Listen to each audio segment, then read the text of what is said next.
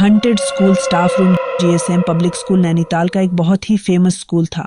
वहां बहुत ही रेपुटेड घर के बच्चे पढ़ते थे। उस स्कूल का पूरे नैनीताल और आसपास वाले एरिया में बहुत नाम था, इसलिए रंजना वहां एज अ टीचर जॉब करना चाहती थी। रंजना साइंस की टीचर थी और वो 6th to 8th क्लास को साइंस पढ़ाया करती थी और वह बहुत वक्त से जीएसएम पब्लिक स्कूल में जॉब ट्राई कर रही थी। फाइनली उसकी जॉब उस रेपुटेड स्कूल में लग गई थी। रंजना बहुत खुश थी और वह पूरे मन से अपनी जॉब किया करती थी। स्कूल में एग्जाम्स का टाइम आ गया था और एक दिन रंजना एग्जाम पेपर्स चेक करने के लिए स्कूल के स्टाफ रूम में लेट तक रुकी हुई थी। उसने अपने पेरेंट्स को बताया था कि वह स्कूल से लेट आने वाली थी, मगर चिंता की बात तो हुई जब रात के 11 बज गए और रंजना का कुछ अता पता नहीं चला। उसके पापा उसे बार बार कॉल कर रहे थे, मगर वह फोन ही नहीं उठा रही थी। देखते ही देखते 12 बज गए, फिर 3 मई बज गए और फिर अगले दिन की सुबह होने को आ गई। रंजना के पेरेंट्स बहुत परेशान हो गए थे, इसलिए उसके पापा तुरंत स्कूल के लिए निकल गए, मगर स्कूल के गेट पर ताला लगा था। इसके बाद रंजना के पापा सीधा लोकल पुलिस स्टेशन गए और अपनी बेटी की मिसिंग रिपोर्ट दर्ज करा दी।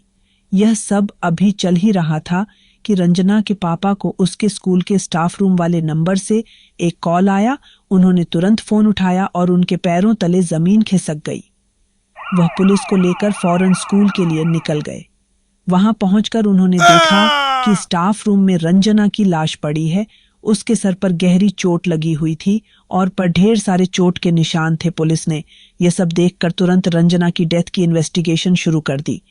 उसके शरीर के निशान सीधा इशारा कर रहे थे कि उसे किसी ने बड़ी बेरहमी से मारा है। पुलिस ने जब सीसीटीवी फुटेज चेक किया तो उन्हें उसमें कुछ नहीं मिला।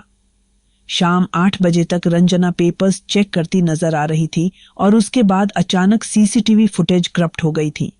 ये केस पूरे नैनीताल में फेमस हो गया और जीएसएम पब्लिक स्कूल काफी चर्चा में रहने लगा। स्कूल की प्रिंसिपल को ये बात बिल्कुल पसंद नहीं आ रही थी कि उसकी स्कूल की रेपुटेशन खराब हो रही है, इसीलिए उसने पुलिस इन्वेस्टिगेटर अजय को बार बार स्कूल में आने से मना कर दिया। अजय ने केस के बारे में खूब इन्वेस्टिगेट किया, मगर उसे कुछ समझ ही नहीं आ रहा था कि आखिर रंजना का मर्डर हुआ कैसे और क्यों। उस स्कूल के सामने एक चाय और स्नैक्स की दुकान भी थी, जहां एक बूढ़ी अम्मा सफाई का काम किया करती थी। एक बार अजय जब वहां पर चाय पी रहा था तो वह बूढ़ी अम्मा अचानक से बोल पड़ी कि उस स्कूल में भूत है और उस भूत ने ही उस टीचर को मारा है। यह सुनकर पहले तो अजय हंस पड़ा, लेकिन फिर कुछ देर बाद उसने सोचा कि वह एक बार रात में जाके स्टाफ रूम चेक करके ही क्यों ना आ जाए। इसलिए एक शाम स्कूल बंद होने के बाद अजय चुपचाप स्टाफ रूम में इन्वेस्टिगेट करने चला गया। स्टाफ रूम में जाते ही उसको कुछ अजीब सा महसूस होने लगा। अचानक ही स्टाफ रूम का टेम्परेचर ठंडा पड़ गया था। अजय ने स्टाफ रूम को अंदर से बंद किया और फिर इन्वेस्टिगेट करने लगा।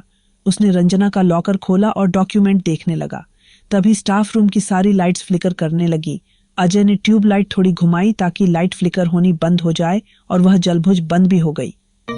इन सब पर ध्यान न देता हुआ अजय दोबारा अपना काम करने लगा कि तभी रूम में लगी ट्यूब लाइट ब्लास्ट हो गई और पूरे स्टाफ रूम में अंधेरा छा गया। अजय ने इस बात को ज्यादा सीरियसली नहीं लिया और सभी पेपर्स उठाकर रूम से बाहर जाने लगा, मगर स्टाफ रूम का दरवाजा अब खुल ही नहीं रहा था। उसने दरवाजा खोलने की बहुत कोशिश की, मगर वो खुल ही नहीं रहा था। तभी अजय को अपने पीछे से किसी औरत के रोने की आवाज आई। वो पलटा और उसका दिल बुरी तरह दहल गया।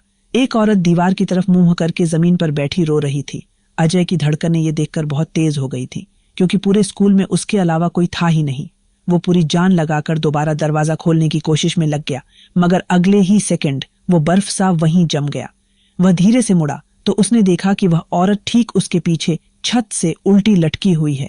जब उसने ध्यान से उसका चेहरा देखा तो उसकी आंखें फटी की फटी रह गईं। वह औरत कोई और नहीं बल्कि रंजना ही थी। उसकी आत्मा उसी स्टाफ रूम में कैद थी।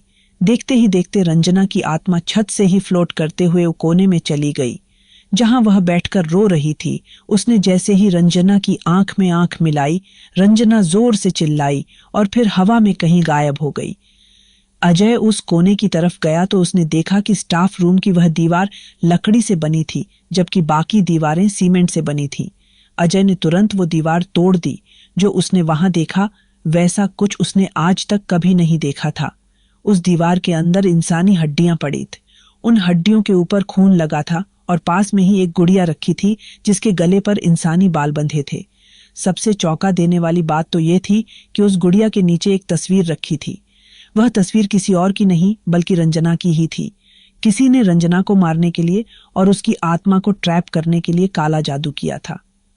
अजय ने तुरंत गार्ड से पता किया कि स्टाफ रूम की लास्ट रिनोवेशन कब की गई थी, तो गार्ड ने उसे बताया कि कुछ हफ्ते पहले ही स्टाफ रूम की दीवारों पर पेंट किया गया था। अजय ने गार्ड से रिनोवेशन कराने वाले ठेकेदार का नंबर लिया और उससे पूछताछ में पता चला कि रिनोवेशन का ऑर्डर तो प्रिंसिपल ने दिया था। अनीक की बड़ी बहन काला जादू करना जानती थी और अनीक ने उसी से यह सब करना सीखा।